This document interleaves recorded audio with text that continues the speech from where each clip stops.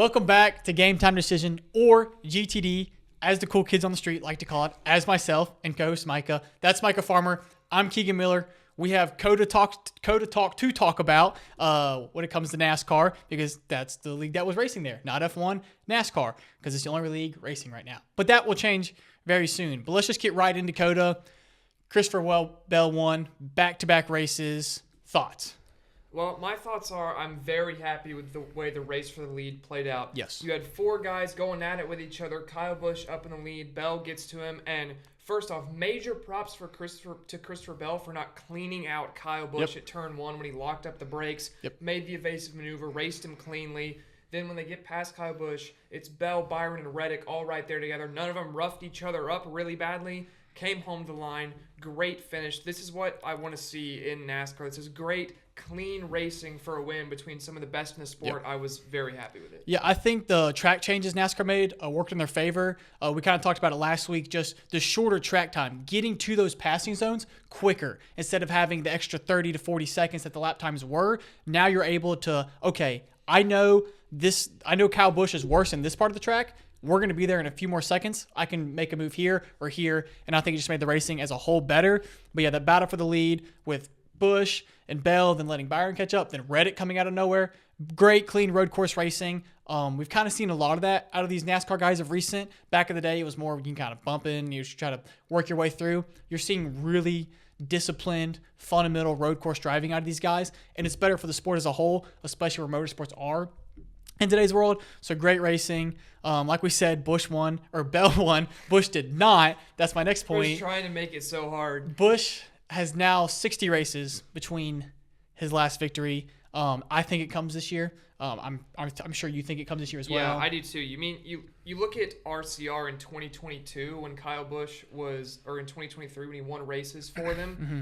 They were still good on the road courses. Last year, they were really nowhere to be seen at road courses. So I think that's a good litmus test of how good this team actually is. The fact that they're bringing speed, at least with Kyle Busch, to a road course is very encouraging. Just to circle back to the track changes, massive kudos to NASCAR there. I thought it was great. The new Turn 6A passing zone it far exceeded my expectations. On a track map, it's hard to tell sometimes. I was worried it was going to be too high speed of a corner to make passes, but drivers are still able to set up out of 6, out of 5 right there. I think those barrels, just making sure they can't cut that corner help as well too. Making sure they stay on the track there was a good move. But another storyline, the first storyline of the day, if you will, was lap 1, turn 1, right when they get going. Chase Elliott, who qualified well, and we found out later had one of the best, if not the best car, even after replacing a toe length.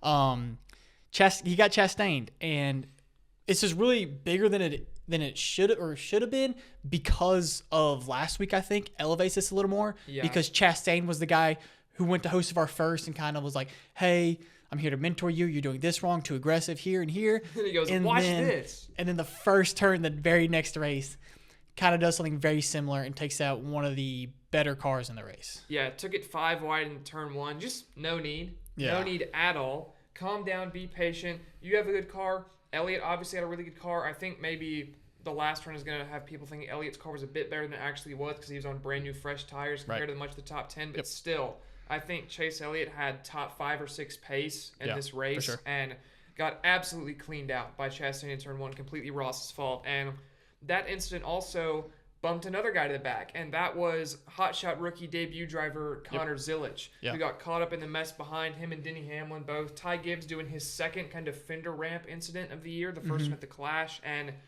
I felt bad for Connor Zilisch for this race because qualified well-ish, started 14th. For a debut, qualified great, got knocked all the way to the back of the pack. Then at stage 2, started stage 2 in 32nd, managed to drive all the way up to 14th at the end of stage 2.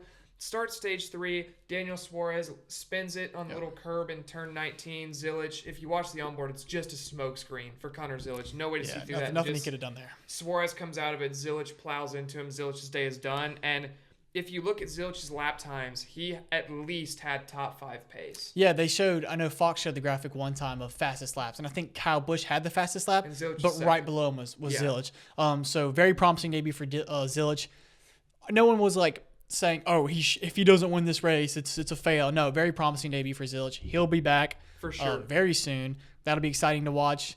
We mentioned Chase Elliott clawing his way back. The move by Gustafson to get those tires on the last pit stop. Rare, aggressive Alan Gustafson strategy. And it paid off. I mean, not only him, but I think 3 of the cars behind him were also kind of went with him and got tires and clawed their way up. Those guys. And it was a great move by them. As you saw, he clawed up to a top 5 finish from being last, trying to fix his car most of the race. So very good for the number 9 team to actually be able to do that and get that taken care of.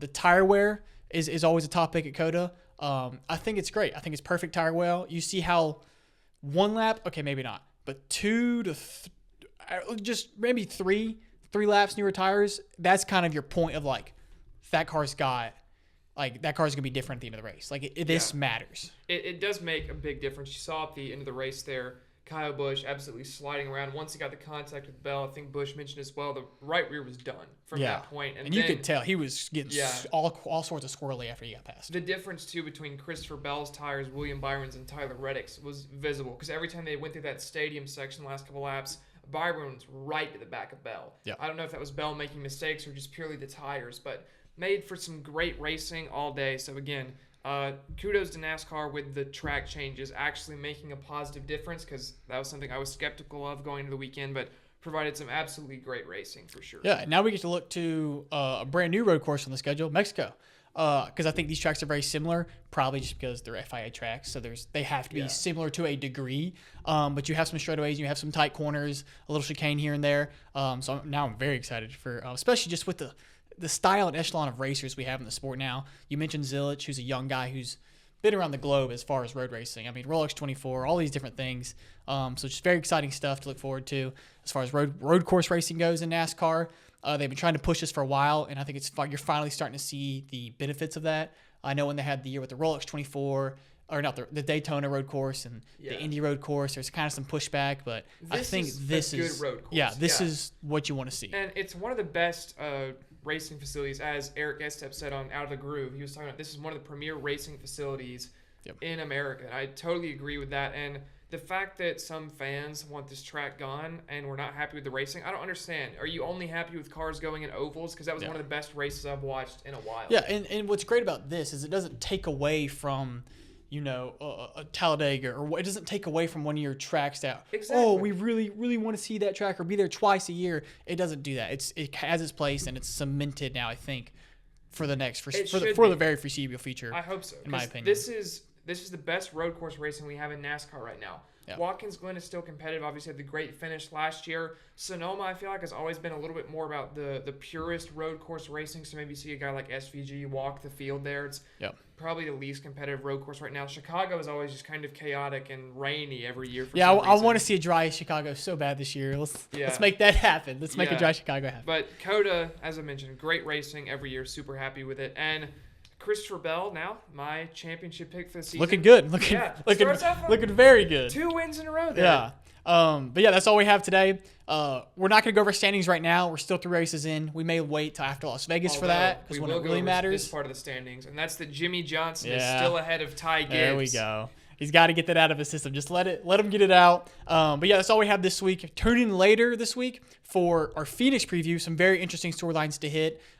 Very, very interesting storylines. Very exciting things to look forward to. So make sure you tune into that preview. We'll give you our picks, our dark horse picks, and highlight all the storylines you need to know going into race weekend. With that, I'm Kegan Miller. That's Micah Farmer. We'll see y'all later.